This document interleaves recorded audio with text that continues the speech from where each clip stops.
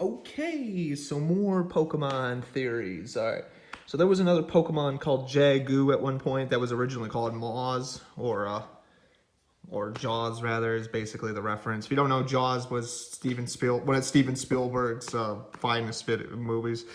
Basically talking about how there's this shark that haunts the ocean floor and nobody really knows what it is. And eventually you find out what it is, so it's pretty interesting. But basically, they took the same concept because Pokemon kind of took inspiration from like all sorts of ideas, and then they put it into. And you coincidentally would find Maws out in the middle of the ocean somewhere, and it's basically like a really strong shark. I'd eventually think what they did was they took it and they called it Jaggu. Eventually, Jaggu was in the 1997 Space World Gold and Silver Gen 2 prototype, and then they scrapped that Pokemon because that wasn't anywhere to be found in the final version of Pokemon Gold and Silver. And then they ended up, the next shark Pokemon we finally got was in Gen 3. And this wouldn't be a coincidence because there were some other prototype Pokemon that we found that they might have been reworked into Gen 3 because they weren't in Gen 1, Gen 2. So that was the next cycle they went around. So basically, I could totally see Sharpedo being the creation of Maws. It might be just a smaller shark, but it is a very strong shark though, and it's very menacing. So it is a Pokemon that I definitely would consider being like the closest thing we have to Jaws right now, aside from, I mean, if we're not talking killer whales and everything, you know. But so basically, and it would make sense because, you know, Jaws in Maws or Jaggu is supposed to be kind of like a blue sort of Pokemon, and Sharpedo is very blue and has red eyes, so that's kind of sinister. But, so that's pretty cool, actually. I actually found this out a while ago, believe it or not. So there were some scrapped Gen 3 Pokemon, and according to some of the other people that I've talked to, they say that some of these Pokemon were probably reworked into like maybe Gen 4 and later on. At least 25 Dexter entries were stated that some of these Pokemon, but they never showed like what any of the sprites look like. So it's kind of like reverse psychology. So we got like official Dexter entries, but we didn't get but we didn't get the actual sprites of the Pokemon. So, I mean, but I'll tell you this, though. You know, there were some people that have found, you might remember Gastrodon and Shelda. Was it Shellos? I correct me if I'm wrong. It's the one in Gen 4. The Pokemon that is like the snail slug warrior. Sort of very interesting Pokemon. They were supposed to be in Gen 3, and they look kind of completely different. Instead of the purple and the blue, or not, the pink and blue that Gastrodon would be, you would have and even Shellos. Yeah, Shellos was the name. It's what its a pre-evolved form was. So kind of looked like a little Lapras, but not a Lapras though. You know, it was a gentle little sea critter, probably one that hung around probably on the top of the water and all that, so it would swim along like not underwater, but like on the surface of it, like near the top and the shallow ends. So Shellos was a very interesting Pokemon. I do definitely think though that they decided to put that in Gen 4 because they moved it from Gen 3. Gen 3, I guess. And it's kind of interesting because there were also some Pokemon like we did end up finding out that like if anybody remembers, if I remember correctly, Bosley, the Pokemon, the one that was it Sudowoodo evolves in. It evolves into Sudowoodo, the tree Pokemon. Yeah, the fake tree Pokemon. Yeah, we definitely, like, Bosley was a pre-evolved form of Sudowoodo. And we actually found out that was actually in the Gen 4 or the Gen 3 final versions. It was in the game's coding, but it wasn't like the name and everything, but the sprite wasn't there, if I remember correctly. So it eventually was in Gen 4 because it was an idea at that time. And I wonder if those were some of the Pokemon, you know, Shellos, Gastrodon, and Bosley, and you know, because there was like 25 extra slots they had that was really interesting. They had open still. But again, like I said, you know, if they didn't use an idea in one generation, it probably was eventually pushed into a later on one. You know, just how far back are they delayed? I think it's pretty interesting that they took some of the inspirations from Gen 1, like some of the Pokemon that were supposed to have in Gen 1, and they ended up moving it all the way up until Gen 8. It wasn't until like 30 years later they finally decided to use it, you know, officially. Like Sobble, for example, one of my favorite Pokemon, believe it or not. I think it's an adorable, like, little water lizard, and then you find out this Pokemon was actually supposed to be, it was supposed to be in Generation 1 as a water dragon type, but you see how, like, it changed, and again, if anybody's never played Pokemon Gen, the prototype for Pokemon Gen 2, the closest thing we have to like a recreation of it would be like Pokemon Reforged 1997 Space World demo, and it's like if you even start with the water starter, what that was their first attempt at trying to bring Skimper into Aquace or Cruise, and then eventually that Pokemon was broken. It was like a Lapras, but much better, except it wasn't an Ice type either, but it learned all sorts of cool moves and everything. It was just amazing what they did with like some of these Pokemon ideas that they scrapped. And I mean, I know and that's why I'm glad that they eventually went back and like reused all the Pokemon that or most of them that we know of. I can only imagine what the other ones, we still have to think about them though, you know, like what were the other Pokemon that they scrapped that we never got that they should have used? Like I mean, I'm still kind of shocked that Gardia was Kangaskhan, and same thing with Gorochu was eventually scrapped because they thought it was too powerful. Probably because they thought there was too many electric types, and then Gen 2 rolled around, and then they had Pichu, so eventually a weaker version. They probably thought Raichu was already strong enough, and then they probably went back. And if I had to guess, especially with the Alolan region, Gen 7, I think that's what they did with Raichu. I think that's what they did with Gorochu. They basically, I'm noticing some of these Pokemon that actually had pre-evolved forms, or they had a scrapped evolution. Like, I'll give you an example. Here's one that really kind of didn't dawn on me until a while ago. And here's another one that I'll notice. You might remember Pinsir, the Pokemon. Pinsir actually has a Mega Evolution. But at one point, there was an evolution for Pinsir. It was called Paras or something like that. Not Paris, but not as in the mushroom Pokemon, but as it was Parax or something like that. It was actually something really interesting, and it was a stag beetle that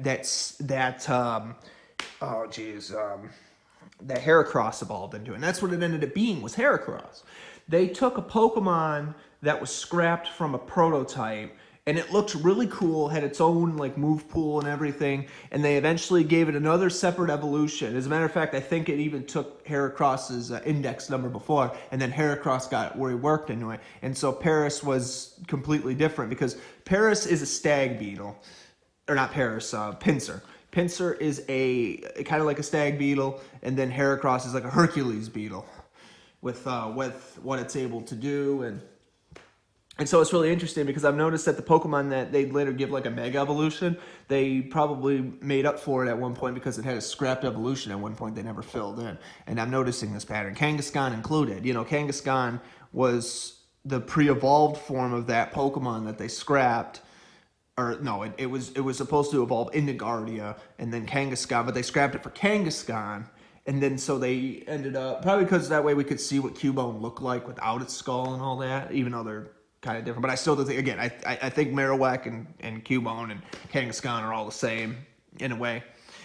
And then you get even more confusing results, because then, you know, you got Marowaks that can breed with Kangaskhan's and they have children, but because they're all kangaroos, you know, they kind of share like a similarity somehow. So it has to come full circle somehow.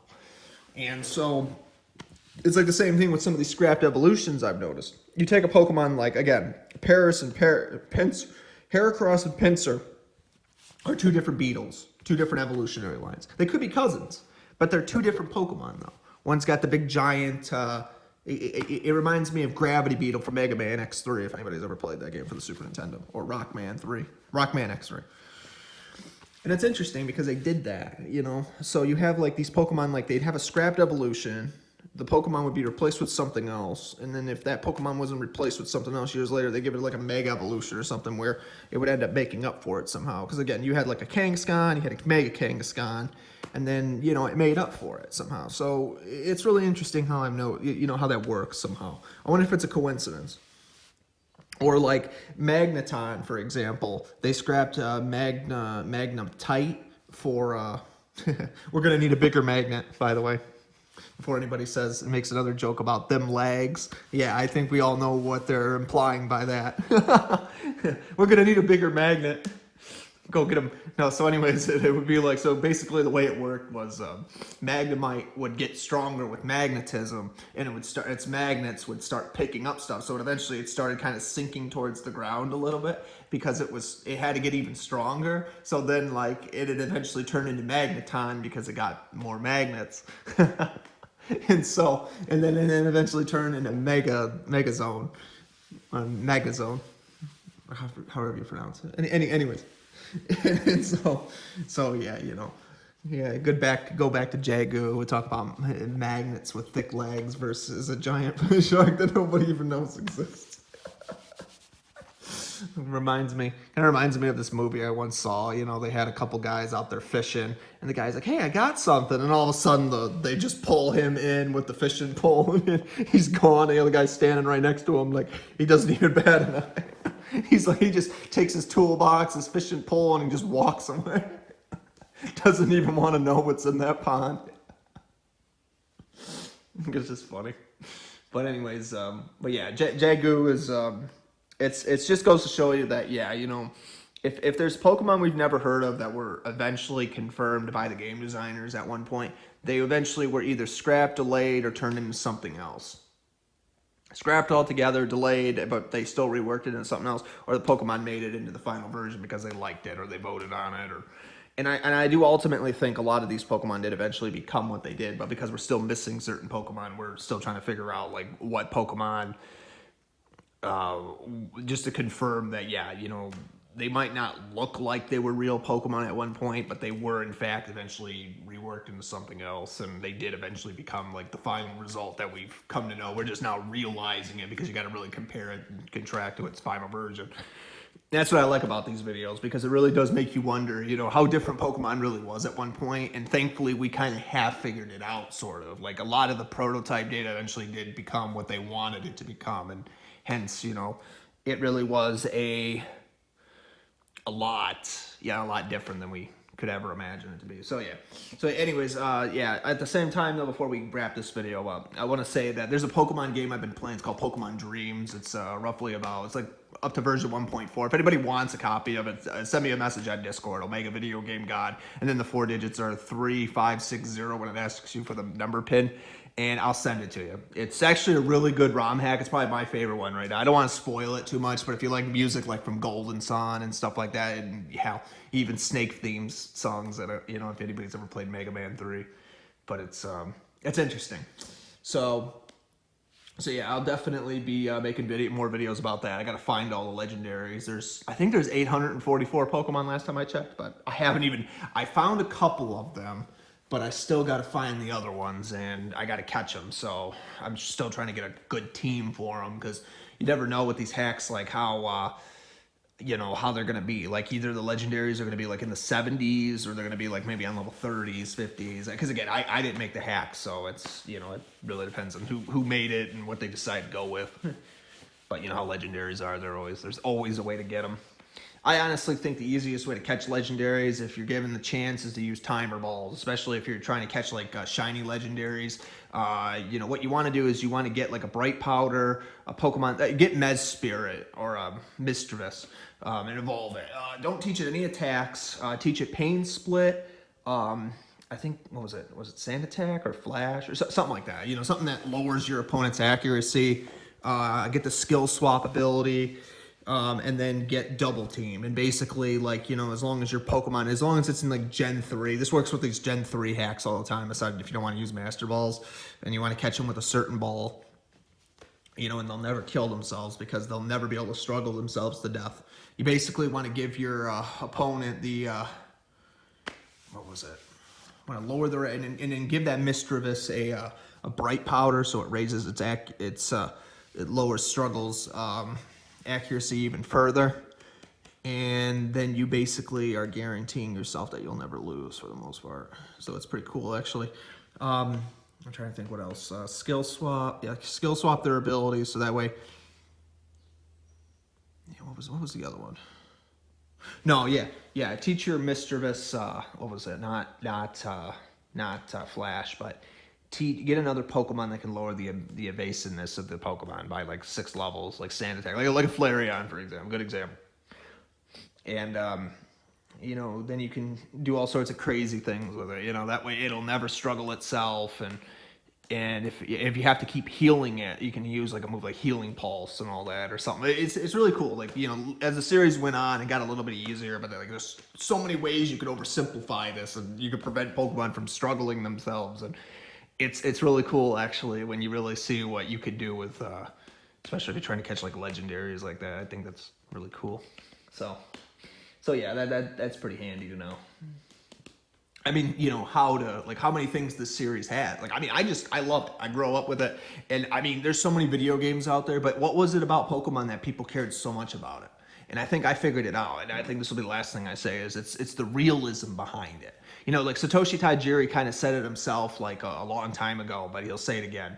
When they were making Pokemon, the thing was a lot of the ideas they had, it had to make sense somehow. Like, it had to be relatable somehow. Some of the ideas they had to be not just relatable, but it had to make sense in the sense that they were able to do what they did, and like you'd find like water Pokemon in like the water, for example, or like insects in a forest, or like the type advantages had to make sense. You can judge a Pokemon based on its looks and try to figure out like what its weaknesses are and all that, and some of them are pretty predictable. Like Venonat is a bug type, and that itself is weak against flying types. It's a bug because you can see the characteristics on it. And I think that's really cool. You look at some of these water type Pokemon, you can tell it's a fish, you can tell and some of them they throw you for a loop, like Stunfish, for example. You start thinking, Stunfish, like, maybe if it wasn't for the fact it was a stun in its name, it's like an electric and a water type, if I remember correctly. It's just interesting how, like, there's always a hint with the series somewhere, and it keeps you guessing, like, what are you gonna run across? And then you have like Pokemon that they might be like, you might have the type advantage, and then they start using moves that your Pokemon are weak against, like, and it doesn't necessarily get a stab bonus, but it's enough to maybe kill your Pokemon because maybe their special defense is low, like like something like a Steelix, where its physical defense is like super high, but it's like. And you can, it'll take, like, if you know how to use Steelix to your advantage, you can buy yourself some time if you're, like, trying to switch certain things out, and especially double battles and everything. But, it just really depends. Some Pokemon are really easy to defeat. Some of them, not so much. Without the right setup, of course, And I think that's what really I think that's why a lot of people got into Pokemon, was because it took a lot of people by surprise with how much effort one person and a team of people were willing to do, because they want us to succeed for their own reason. Yeah, they wanted to succeed for their own reasons, and then they ended up having people that wanted to create stuff for their very own reasons, that, because they liked what they were seeing, so therefore, here we are with all these Pokemon ROM hacks years later. I mean, that's nuts. But yeah, but anyways, if you're not subscribed to this channel, I will do the best I can to keep making videos, but if anybody knows something I don't and you want to see a video about it, please let me know. I take requests. Anything to keep the fans happy.